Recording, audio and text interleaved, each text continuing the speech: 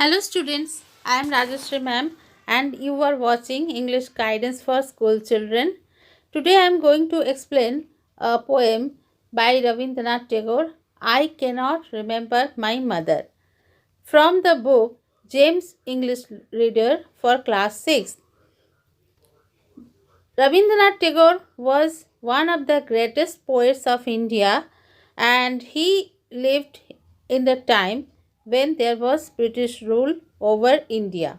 भारत के ऊपर उस समय ब्रिटिश लोगों का राज चलता था। उसी समय उनकी उनका जन्म हुआ था और निधन भी उसी समय के दौरान ही हो चुका था। He was born in 1861 and died in 1941. But he got Nobel Prize for the collection of poem Gitanjali, and which was a greatest achievement. वो बहुत ही एक बड़ा अचीवमेंट था क्योंकि उस समय हम लोग ब्रिटिश राज का गुलामी कर रहे थे, फिर भी वो लोग उनको इतना बड़ा प्राइज़, इतना बड़ा अवार्ड दिया था। ये poem and he lost his mother at a very early age. उनका माँ का मृत्यु बहुत कम उम्र में हो चुका था. So he could not remember his mother, and this feeling is reflected in this poem. यही इस पोएम में लिखा गया है कि माँ को ठीक से वो याद नहीं कर पा रहे हैं, लेकिन through some sounds, through some fragrances and through some visions, he could remember his mother sometime. उनको ऐसे में तो माँ ठीक से याद नहीं थी क्योंकि उस समय तो इतना ज़्यादा फोटोग्राफ्स वगैरह नहीं होता था, इसीलिए लोग जब मर जाते थे उन लोगों को समझ में भी नहीं आता था। तो लेकिन वो अपने माँ को याद कर पाते हैं किसके ज़रिए? फर्स्ट स्टैंजा में दिया गया है कि कुछ वो गाना गुनगुनाती थी, उनको उनके वही साउंड से वो याद कर पाते हैं। वो इनके दिमाग में उसका जो यादें जो था वो उसमें रह गया था। और दूसरा था कुछ fragrances through which he could remember his mother, and in the third stanza he had talked about some vision by which he could remember his mother. I cannot remember my mother only sometimes in the midst of my play. The first line is repeated in all the three stanzas. I cannot remember my mother. ये जो line जो है ये बार बार आ रहे हैं हर stanza के शुरू में। हाँ, ये बार बार उनको दिमाग में आ रहा है कि वो माँ को याद नहीं ठीक से कर पाते हैं, बट कब होता है?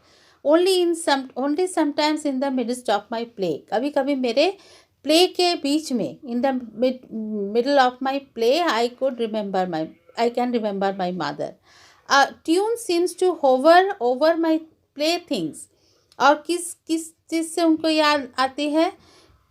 some tune, धुन के ज़रिए, जो कि उनके कानों में गूंजते रहते हैं। Hover over my playthings, the tune of some song that she used to hum while rocking my cradle. जो धुन जो है वो कभी कभी गुनगुनाती थी उनको उनके क्रेडल या पालना को रॉक करते हुए या झुलाते हुए। वो जब जो गाना गाती थी वो बार बार उनके कानों में गूंजते रहते हैं। I cannot remember my mother, but when in the early autumn morning. मैं अपने माँ को याद नहीं कर पाता हूँ, लेकिन कभी कभी ऑटम मॉर्निंग, ऑटम मीन्स शरद ऋतु जो है, उस समय क्या है कि नवरात्रि, दशहरा ये सब होते हैं, और शिवली, the smell of shivli flowers float in the air.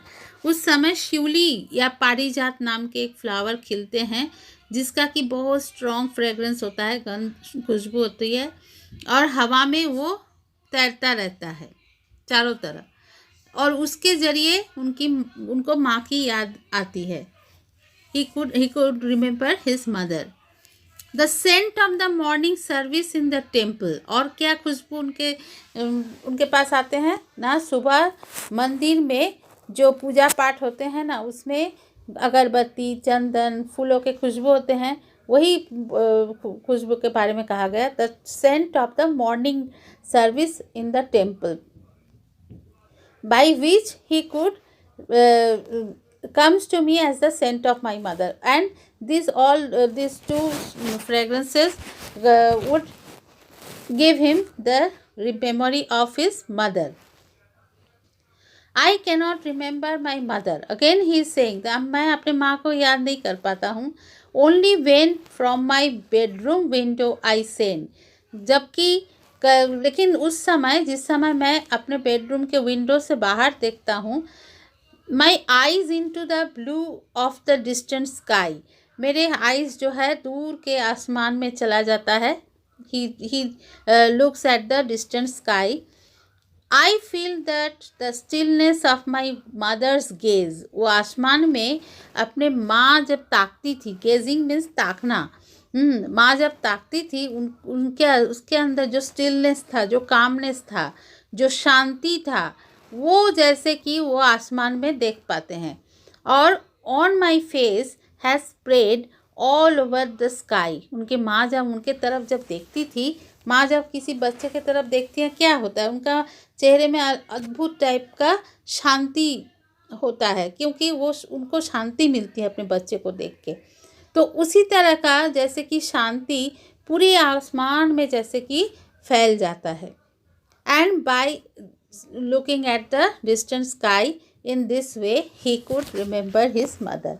So this is the explanation of this poem, children, and if you have any query then you can ask it in the comment box. I'll make another video for you. Until then, bye.